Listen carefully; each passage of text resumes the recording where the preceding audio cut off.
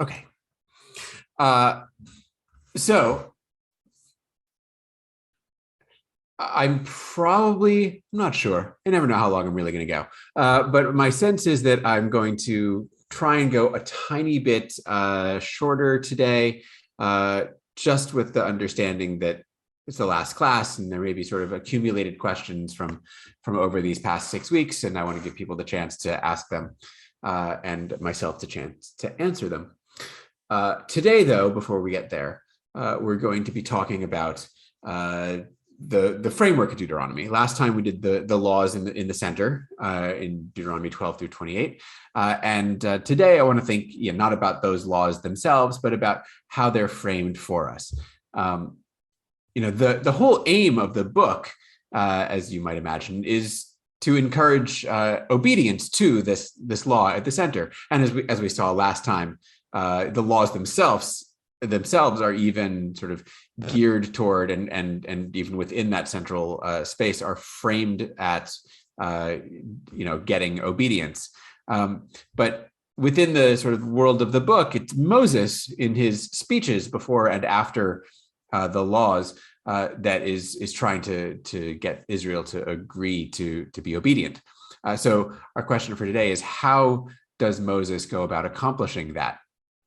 And to understand this, the setting of the book is actually quite important, both the setting within the world of the story and the setting in the real world of the text's composition.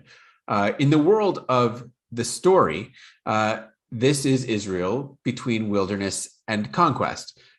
They've just gone through all the trials of the wilderness period, which we delightfully read for ourselves in the book of Numbers, with all of those hardships that, lack of food, lack of water, snakes, etc.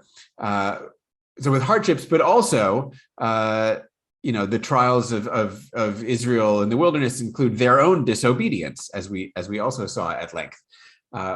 So they've just gone through all of that, and they're about to enter this wonderful new land given to them by God.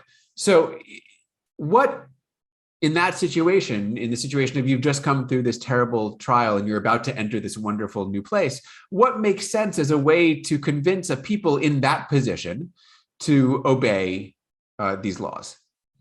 That's Moses' task in the world of the story. In the real world, of course, the book of Deuteronomy wasn't written at the edge of the promised land. It was written firmly in Canaan, in Israel, centuries after the time it purports to describe. It's written in a time of imperial threat from the mighty Assyrians. The northern kingdom, in Samaria, has fallen to the Assyrians within the past century. And so there's all this stuff in the real world to be worried about. This new text that's just been composed, Deuteronomy, what it wants is the people to follow it, to obey it above all else. So how do we understand that within the situation of a new text that's saying, obey my laws? There's this threat looming on the horizon for us. How do Moses' speeches make adherence to Deuteronomy's laws not only a good thing, but a necessary thing? And what we're really talking about in all of this is rhetoric, right? It's the art of the argument. It's, how to structure speech so as to convince people to do a thing. A skill, frankly, I have yet to master. First, before we get into that, a word on the literary history of Deuteronomy, really just briefly. So a couple of things to point out, right? I think over the course of this time, I will probably find myself, even by accident, using interchangeably the terms Deuteronomy and D. D is the letter we use as the signifier for the literary source, the Deuteronomistic source, which really comprises the majority of the book of Deuteronomy. that source that right, is one of the four sources that was brought together with J and E and P to create the Pentateuch that we have. The interesting thing about Deuteronomy, about D, is that it clearly knows and had read and builds on J and E. It doesn't know P. And in a little bit, we're going to see how we know this, at least in part, and why it matters. But for now, just so I don't have to go over it again, D knows J and E and uses them, right? Their stories get incorporated into D's sort of grand ideological and historical plan. So that's point one. The second point is that D itself, right, the source, the Deuteronomistic source, or the Deuteronomic source, before it was combined with the other sources, went through, as they all did, its own process of literary development, and a relatively complicated one, as is true probably of all of them. And that's something that we can see in the occasional doublet within the book. One of which I sort of assigned mostly for the fun of you experiencing it, which is the very first 5 verses of the book, Deuteronomy 1:1-5, are almost verbatim paralleled in Deuteronomy 4:45-49. You read sort of Deuteronomy 1-4, and then it's like, oops, I'm starting again. And that's one of those sort of seams and indications of the literary history of the book. I say that all in part just to say, don't be put off by any of that. I'm not going to spend really any time on it at all. Everything that we talk about within when I today talk about Deuteronomy and D, it's all part of the same school of thought. It's all Deuteronomic. It's all D. So I'm not going to worry very much about layers of D, earlier or later or multiple. I'm not going to make a thing out of it. I just wanted to say it up front so that you know that I know that that's actually happening. Just in case someone was like, but what about those? I know. I promise I know. Okay, so how does D start? Well, following good ancient Near Eastern treaty protocol, we talked about that last time, it starts with the preamble. What is this thing that we're about to read? Well, these are the words of Moses' speech to Israel. That's what this text is. And for the sake of fun, I guess, I'll stop here just for a moment to note that this verse, Deuteronomy 1:1, is one of the verses that historically was a reasonably well-recognized indicator that Moses didn't write the Pentateuch. Moses said these words to Israel where, according to this verse? On the other side of the Jordan. The other side from where? Well, if the other side, if Moses says these words to Israel on the east side of the Jordan, then the other is said from somebody standing on the west side of the Jordan. So whoever wrote this is standing not where Moses was, but where Israel is now, on the western side of the Jordan River. And you know who never got to the western side of the Jordan River? That would be Moses. So when the text says, right, this is what Moses said on the other side, it's presuming an authorship and a readership that is on the side that Moses never reached, which is really, I mean, I don't get hung up on this, but it's a reminder that the Bible never says that Moses wrote the Pentateuch.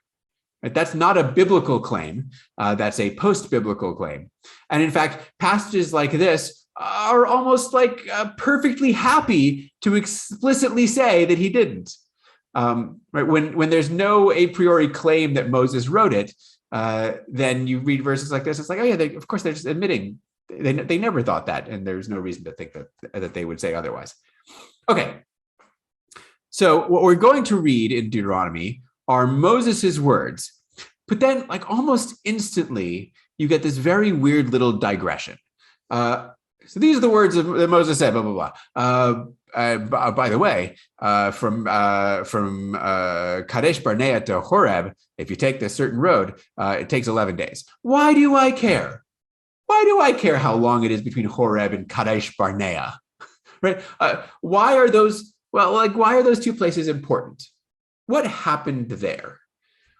According to Deuteronomy, as it will go on to tell us, Horeb is, of course, where the 10 Commandments were given, but also where the golden calf was built. And Kadesh Barnea, well, that's where the spies were sent from, but also, as part of the spy story, where the people were condemned to wander in the wilderness. So those are the two poles of Horeb and Kadesh Barnea. It's the golden calf and the spies. Now, these are, of course, really famous stories to us as modern day readers. What might not be clear to everyone is that when we encounter those stories, the golden calf in Exodus and the spies in Numbers, when we encounter them in our text, they are actually from different sources. The story of the golden calf is from E, and only E knew that there was such a thing as the golden calf, or that ever happened. And the spy story is a combination of J and P, but E doesn't have any idea that there were spies. Which is to say, J and E and P all know that Israel had a big bad moment in the wilderness. It was the golden calf for E, and it was the spies for J and P. But no one ever thought that Israel had two big bad moments in the wilderness. No one, that is, except for Deuteronomy, which takes the golden calf from E and the spies from J and tells both of those stories. Right? It's the first one to take both of those stories and tell them together. And now D has Israel with these two terrible moments of disobedience, and amazingly tells us right at the beginning of the book that these two worst, lowest moments of Israel's sort of life as a nation took place almost unimaginably 11 days apart from each other. It's an incredibly subtle moment, but I think it's also a revealing one. Right from the very beginning, D is setting us up to see just how bad Israel has been. Not just golden calf bad, not just spies bad, but both bad, both within 2 weeks bad. And that's where D begins. Now, once the preamble is done, this is what we're about to read, we move to the historical background. How did we get to this moment where we're standing here right now in the plains of Moab, about to cross into Canaan? How do we get here? And so there's a little historical recollection, and the most important story to be told, at least the first big story to be told, is the one we get here in the first chapter, which is the story of the spies, which is an almost note for note retelling of Jay's spy story. Why is the spy story so important?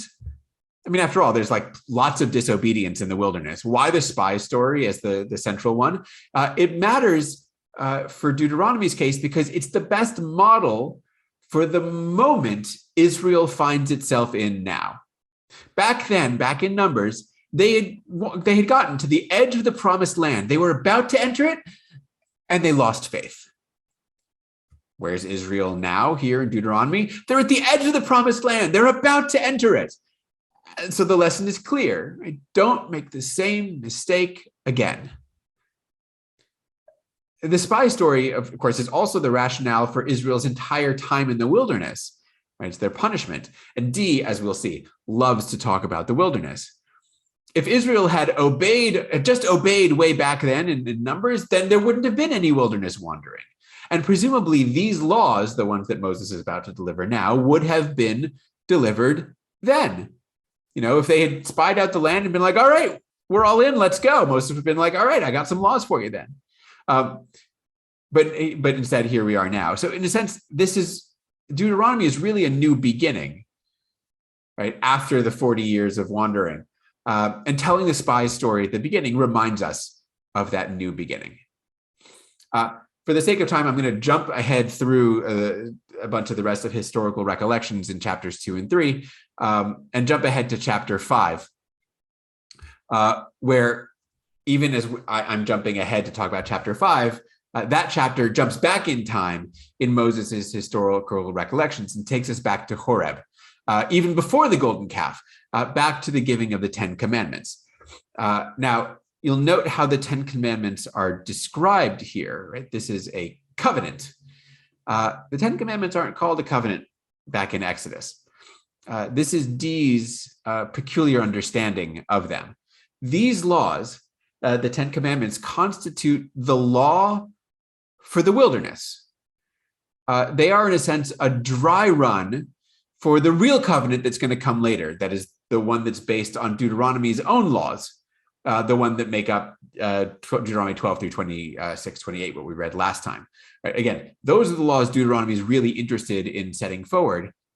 These 10 commandments are like the pre-laws, the proto-laws. And if they're a dry run, one of the things we know is that it doesn't go well, right? As we know, what's going to happen is the golden calf, and that's this terrible breakdown of like how could not following the laws almost the instant that they're given. We'll get to the golden calf story as we move through. But for now, the point of the Ten Commandments here, still near the beginning of Moses' speeches, is for Moses to remind Israel that they signed on with Yahweh way back at Horeb. Like many, many years ago, before the wilderness, that's when they first agreed to obey, right? They made a covenant back then. And in a sense, that moment of covenant making might have been like Israel's last decent moment. And God even sort of says so, right? In Moses' recollection, when the people say, "Oh yeah, sure, Moses, whatever you say to us, we promise we'll obey." And God says to Moses, man, if only they had felt this way all the time, right? If only they always were okay following my commandments, so that everything would be great for them, which is almost like a little wink and a nod to the fact that for sure, this is not what's going to happen, and it's not what happens. So Deuteronomy opens for us with a reminder of disobedience, at the spy story, and then moves back to a reminder of better days when Israel committed itself to do right. And in a sense, it's this interplay between disobedience and commitment that drives almost the entire book. Now, as Moses goes along in his speech making, he intersperses arguments for why Israel should be obedient, including history lessons, with statements of what it is that Israel should be obedient to. These are, programmatic statements that capture, in a rather more pithy manner than the big bulk of laws in the middle, some of the basic ideas of those laws. And the three basic ideas of the laws that I talked about last time, in case you've forgotten, were centralization of the cult and apostasy and the authority of the law itself. And I would say that potentially all three of those are present in the most famous of these programmatic statements, the one known to Judaism as the Shema, which I have for you here. This is the famous "Hear, O Israel, the Lord is our God, the Lord is one," followed immediately by "You shall love the Lord your God with all your heart, with all your soul, with all your might." Last time in our last session, I already kind of nodded to my understanding of the first line of the Shema. The Lord is our God, the Lord is one, which I don't read as a monotheistic kind of credo. Indeed, I think it's pretty clear. We'll see one coming up. I think it's pretty clear from all over Deuteronomy, including the Ten Commandments themselves, that there is no idea of monotheism anywhere in here. And there wouldn't be any idea of monotheism in ancient Israel for a couple of hundred years yet. So if that's not what's going on here, what is Yahweh is one about? If it doesn't mean Yahweh is the only God. As I suggested last time, I think it's my understanding, my reading of it, is that it's about there not being manifestations of Israel's God at all of the different sanctuaries around Israel. This is centralization. That's the theme that I think is most present here. Imagine this line being spoken by a priest in Jerusalem who believes that the only valid sanctuary in the nation is his. Right? Yahweh is one. and belongs here, right? This is the one place for the one God. I think that's what's probably at stake there. So that's centralization. Though it's not obvious, the next line, you shall love Yahweh or the Lord with all your heart, that's the line about apostasy. How so? Well, the reading of this is one of these great examples of something that basically every biblical scholar knows, and almost nobody outside of the community of biblical scholars knows. But it changes a pretty famous passage here significantly. Last time I was describing Deuteronomy as participating in the literary genre of the ancient Near Eastern vassal treaty, which I will do more so today, including now. A part of that genre, like every literary genre, is a particular use of language. Genres come with terms of art, as it were. One of the terms of art that we find in ancient Near Eastern treaties is a particular use of the word love, not to mean emotional attachment as we use it today. Rather, love in ancient Near Eastern treaties has a technical meaning of covenantal loyalty.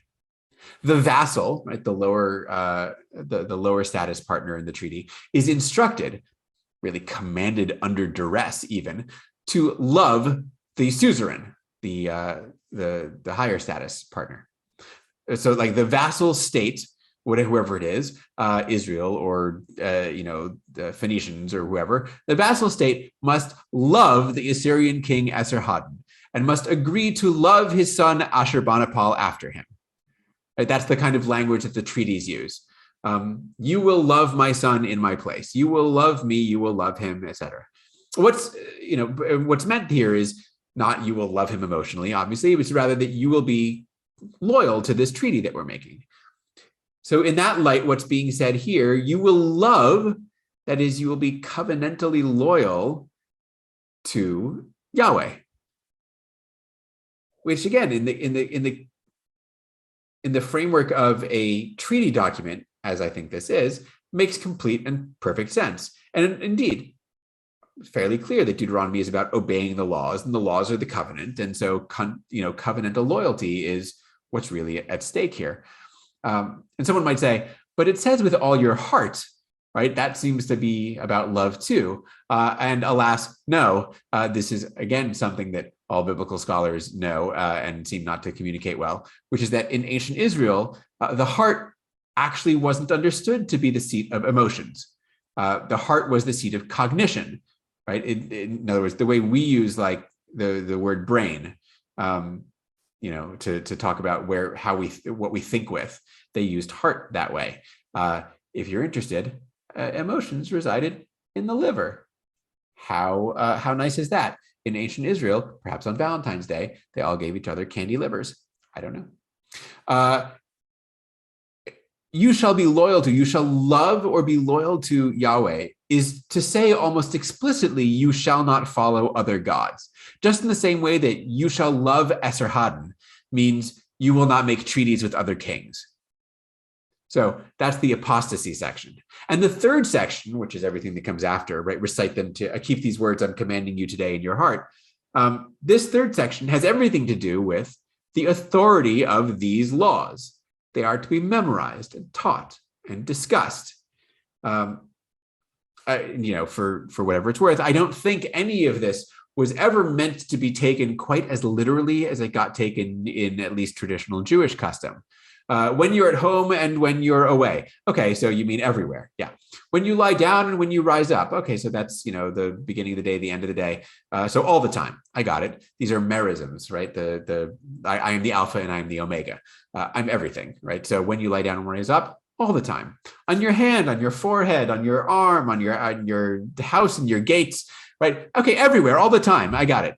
I guess long story short, the Shema might not really have meant then what we think it means today, or even what people thought it meant 2,000 years ago. None of which is to downplay it as a central part, a programmatic statement of Deuteronomy's ideological agenda. I think it very much is. In fact, I think part of what I'm saying is when we recognize Deuteronomy's ideological agenda, it's a little bit easier to, I think, understand what's really happening in this really famous passage. Okay, now after the Shema, Moses starts in on a series of coherent arguments. I think are really beautifully done. I really love this part of Deuteronomy. First, and I recognize that these are long. The first argument is, okay, after the conquest, right? After God brings you into the land, you're about to be living in these really nice cities with these nice houses, with nice stuff in them, and with these nice cisterns and vineyards and olive groves. And you will have had to have done no work for it because God's the one who's going to do the fighting, and you're just going to walk in and take them, and all the people are going to be gone. Right? It'll all be free. All this nice stuff you're going to have. You will have just taken it from all the people that you've killed.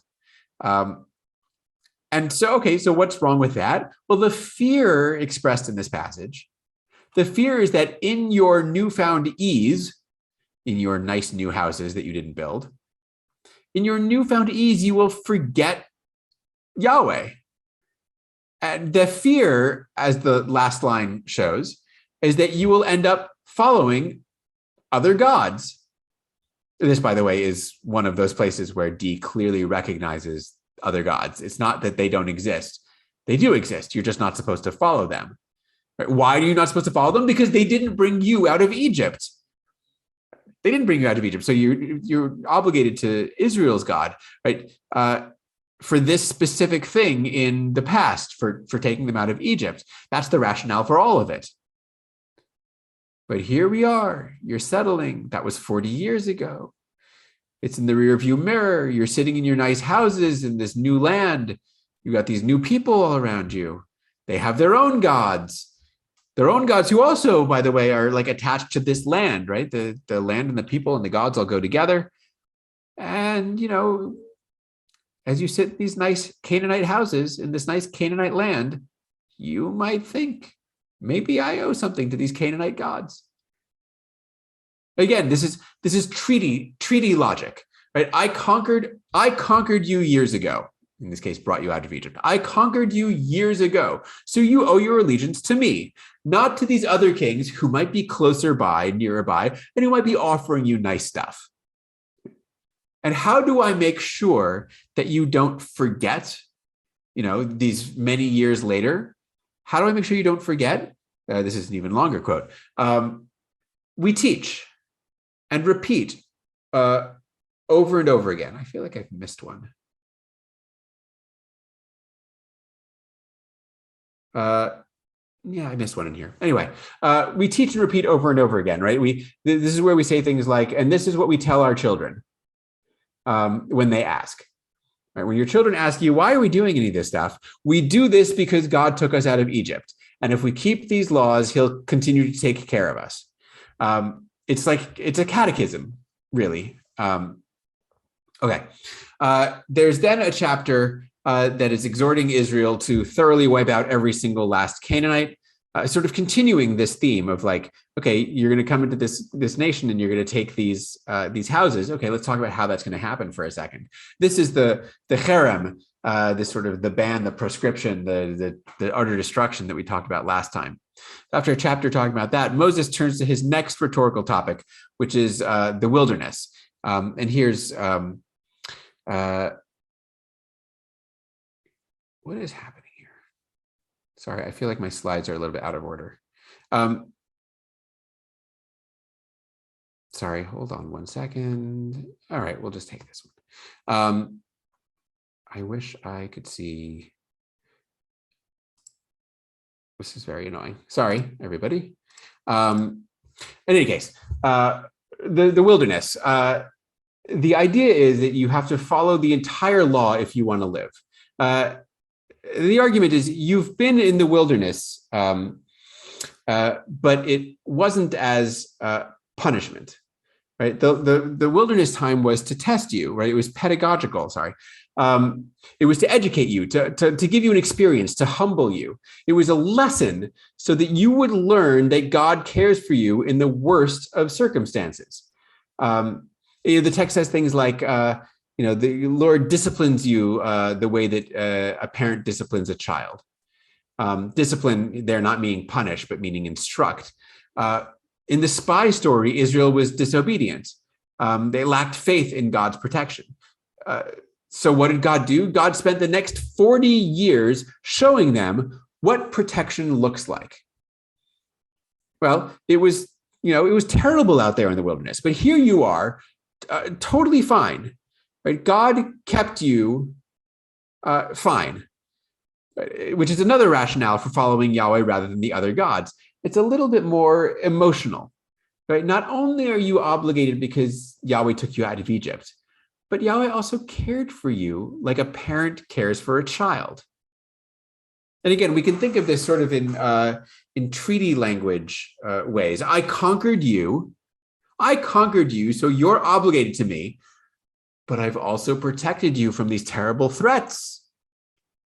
Even in this case, if it's threats that I subjected you to myself, But Moses recognizes again that the wilderness, like the Exodus from Egypt, is pedagogically useful only while it's remembered. When you are multiple generations into living in this good promised land, you might well forget. You might forget about the Exodus. You might forget about the wilderness. You might forget about the water from the rock and the manna. Right? And this is the quote that's up on the slide. You might think you're successful. You might say to yourself, my power and the might of my own hand have gotten me this wealth. You might think you're successful because you're just so darn good at living. But no, success comes from God, as much in the good times now as in the bad times back in the wilderness. And that's the pedagogy of the wilderness period. It was terrible, and you still survived. So you should know that, when it's good, even more so is that God taking care of you. And again, note again here at the end, the fear that forgetting God will manifest, as it always does, in apostasy, right? You're going to turn to other gods and serve them. And the fear is that you are going to, what Yahweh did for you is all in the past. And you might think that these other gods are the ones who are doing it for you now. But you're supposed to know otherwise. That's why you have to remember the wilderness, remember the Exodus. Now, starting in chapter 9, in the run-up to the laws, we're getting real close to the laws themselves, the laws proper. Moses launches into one of his main themes, tying back to the beginning of the speech in the historical recollection, but still following on the humility lesson of the previous chapter, right? Don't think that you're so great that you did all this for yourself. And now Moses says, but also don't think I'm giving this land to you because you're any good. You aren't any good. You're the most stubborn of people. Right? This whole time in the wilderness, actually, the whole time I was just talking about, the whole time that Yahweh has been taking care of you, you guys have been the worst. We started with the spies. Right? That's where Moses started his whole historical recollection. And this is the moment where Moses is going to go in and describe the golden calf, right? Really the big moment of apostasy for Deuteronomy. But D isn't describing it just because it's part of a story or it's part of the history. Right? D never says anything without a purpose. Deuteronomy is never just telling the story. There's always some reason for it. Right? That's what rhetoric is.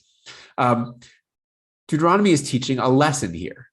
And the lesson has to do with disobedience. Right? The golden calf is like a literal object lesson in Israel's disobedience. And the lesson is here in these words. You have been rebellious from the day you left Egypt until now.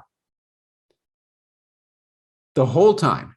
And in case you didn't get the point, right, after describing the sin of the golden calf in detail, which is sort of the paradigmatic example, Moses then goes on to say, right, so there was the golden calf, and also Taberah and Massah and Kivrot Ta'ava and Kadesh Barnea, right? Not just at Horeb, not just the golden calf, but the whole time. Taberah and Kivrot Ta'ava, these are the J episodes from Numbers 11, which we read a couple of weeks ago. Massah, that's the water from the rock story in Exodus 17, also from J. Kadesh Barnea, that's the spy story, which we've seen is also taken from J.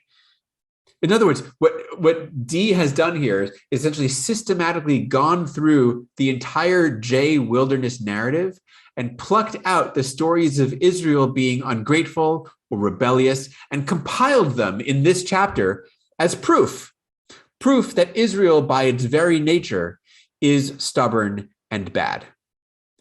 And just to tie back a little bit to when we talked about these stories a few weeks ago, the wilderness stories, you'll remember one of the things I said is that in J, the wilderness stories are about Israel not having faith and being sort of rebellious against God, right? Is God in our midst or not? Not believing in God's providence. And in E, the stories are about fights about Moses' prophetic authority. And in P, they're fights about the priesthood. So Deuteronomy doesn't know anything about P, but it's super interesting that it doesn't have really any interest in E's stories about challenges to Moses' prophetic authority. There's no Numbers 12 in here where Aaron and Miriam go at it. Datan and Abiram are mentioned in the briefest of passing ways, but their story is not told. D is seeing exactly what we were seeing. E is about Moses. E's rebellion is about Moses' prophetic authority. The only one of E's that matters is the golden calf. J's stories are examples of Israel being rebellious and stubborn toward God. Those are the stories D wants, because those are the ones that prove D's point. You guys have been terrible the whole time. So again, we see how D is really picking and choosing and carefully reading his sources and then using them to construct his argument. Altogether, Moses' speeches here especially from chapter 5 through 11 are this really a masterful performance. A history lesson where the memories are serving to support the arguments. God rescued you. God cared for you. You may forget this when you get to your new land with its new peoples and gods, but don't forget. Don't turn away. Observe all of these laws or else. And it all rotates around the central image of the treaty with this, the conquering king. And as in a vassal treaty, what is presented in the treaty is couched in the language of choice. I put before you today blessing and curse. There are two paths. Choose wisely. But of course, there's not really a choice here at all, because you're going to get the curse if you disobey. You're being coerced in any case. After the recitation of the terms of the treaty, which is the laws that we looked at last time, and the blessings and the curses, which we talked about last time, Moses returns to some final exhortations. Right? This is the moment of decision. Right? I've done the preamble, I've done the historical thing, I've done all the work. It's now time to sign the treaty. It's time to affirm the covenant. You are assembled today, here, all of you, to enter into the covenant of the Lord your God, sworn by an oath that God is making with you today. And it's really here, I think, for the first time, it's really here that although Moses in the story is speaking to the Israelites assembled at the edge of the promised land, it really starts to feel here like the text is speaking to whoever is reading it. We're all in the wilderness on the edge of the promised land, is what I'd say if I were like a preacher trying to dredge up some emotion out of Deuteronomy, right? We all are standing on the edge of the promised land together. We've just come through our wilderness. And here again is this choice that is before Israel and before every reader and hearer of D. I have set before you today life and prosperity, death and adversity. But still, it's hardly a choice. Who's choosing death? But we might note here, as we could have actually a few times before, how much Deuteronomy refers to the land, right? The connection between obedience and life in the land. It's at least a couple of times in here, sort of 4 or 5 lines down. The Lord your God will bless you in the land you are entering to possess. And a couple of lines later, you shall not live long in the land that you are crossing the Jordan to enter and possess. And at the end, so you may live in the land the Lord swore to give to your ancestors. Right? Land and obedience really go together. Again, for the audience in the story, that's this new promised land of Canaan. Right? They're like looking ahead to this place they've never been. For the audience of the book, it's the land that they're in right now. And it's not how do we survive, it's not how do we obey such that we enter and possess the land. It's how do we avoid the fate of the northern kingdom? How do we stay in the land? How do we avoid exile at the hands of the Assyrian Empire? Well, this book tells us how.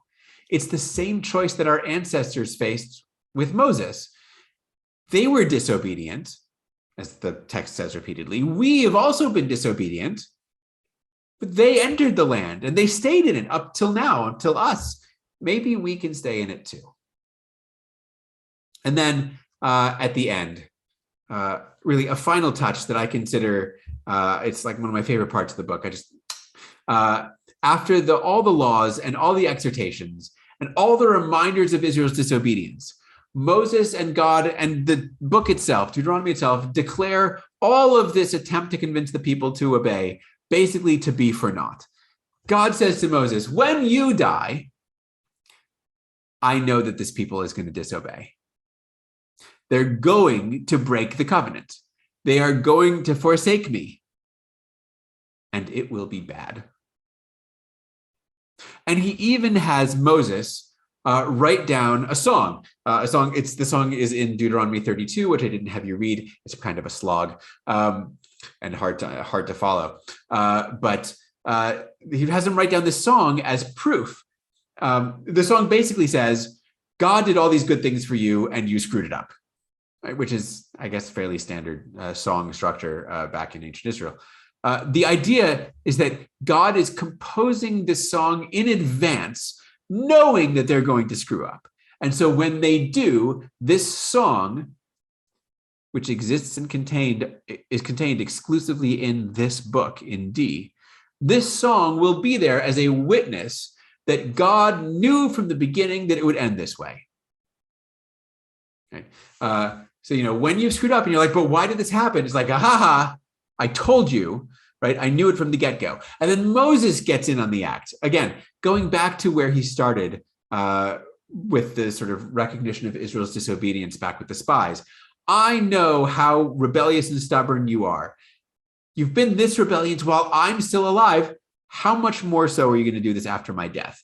Right? You people are the worst. And that's how you've been while I've been with you. Me, Moses, right? The greatest dude you'll ever know. When I am gone, you guys are so screwed. Once D sets this all out, it's essentially affirmed its own success. If the people change their behavior after having read Deuteronomy and everything goes well, then hooray. Right, that's what Deuteronomy wanted to accomplish in the first place, right? They're obeying the laws and things are going well for them. And if the people don't change, and as D itself predicts that they won't, and if things go terribly wrong, as historically they did, then hooray, D was right. Right? The theological position of reward and punishment for obedience and disobedience is going to be affirmed either way. But disobedience is the default assumption, which, to be fair, is pretty true, I think, to human behavior. The Deuteronomy demands obedience and allegiance like a king demanding fealty. But it is very ready for Israel's disobedience and rebellion. It really wants you, the reader, Israel, to do what it says, to follow its laws. And it has designed its own message to say that if Israel should ever fail as a state, it will be understood to be because they didn't follow D's laws closely enough. It's like it wants obedience, but it's very ready for disobedience. And so to conclude, I didn't go short, I went long. To conclude, this is for D not mere historical curiosity. Right? D, as we saw last time, encodes within it its own repetition, right? It's to be read publicly every 7 years. The king is supposed to read it daily. It's supposed to be memorized and passed down from parent to child and constantly on your mind. It's not just said to Israel standing on the edge of the promised land. We, the reader, are, by virtue of having read Deuteronomy, we are being brought into the covenant, right? We're being given the choice. Right? D has Moses say to Israel, someday you'll be in the promised land. Are you going to remember or are you going to forget? So that's us. We, the readers, are the ones in the promised land. I mean, quite literally for the original audience, but conceptually for all of us, we're the ones who are being called to remember. We're the ones who are supposed to not become complacent, to not forget that we're only here in this promised land because God did this thing for us way back in Egypt and in the wilderness.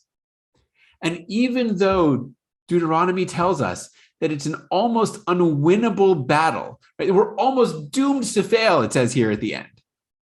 The fact of the matter is, the text's continued existence means that we never quite cross that line of failure. Every time we read the text, we're being told, I know that in the future, you're going to fail. But for now, I'm giving you the choice. As long as Deuteronomy exists, we're always just leaving the wilderness and standing at the edge of the promised land.